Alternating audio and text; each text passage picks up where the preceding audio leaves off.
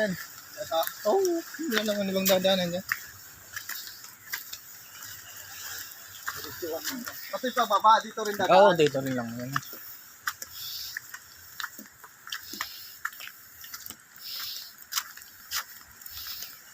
Yes. Ilog. Sarap pakinggan ang ilog.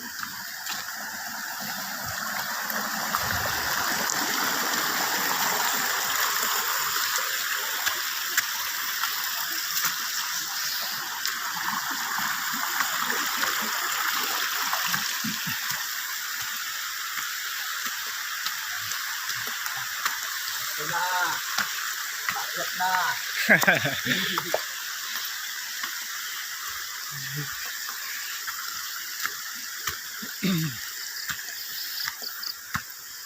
Dito? Oo, dyan kaya. Lulusot tayo. Oo, ito, kaya mo lang lumusot. Kasi, ano, tanggalin. Oo, yan. Tanggalin mo na lang. Hindi, okay na. May baka kasi dyan. Ay, yung sinasabi ni ano. Nag-bukit na rin ito wagin. Sino? Ni Gab-Gab. Maraming baka dyan.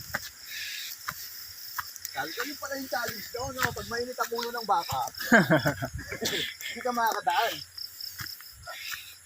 Magandang exercise talaga to sa umaga. Sayang, hindi kaya ng mga granis na. Dito kaya sa loob. Yan, basta pa, sundan mo lang yan na, Itong kawayan. di yan semento. Ah, ito.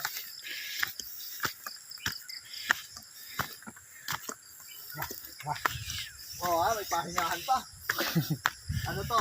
Yung nakangalay, ah. Oh, ano So? to? Pahingahan, ano? 1. At na, may ano na, landscape na, oh. Ano yun, ano pala sa atin to? Oo, medyo marami na rin dyan sa Kapag wala palang exercise, hihingalin ka. Gaya ko. Nagba-basketball ka pa? Oh, Oo, nang laro ko naman. ka pa rin. Bihira na. Pag may liga na lang. Okay, sayang naman yung laro mo. Kahit si Jerome, idol ko eh. Sabi ko sa kanya, kilala mo si Kiko? Ay, yung magaling mag-basketball. Oo, yun nga. Ito kayo ka ako. Saan baka ko?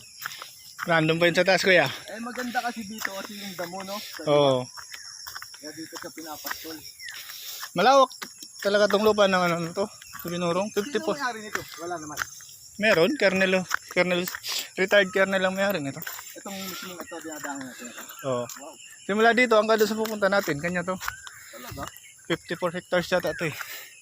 Buti pinaano niya. Ginawa niyang tourist spot niya.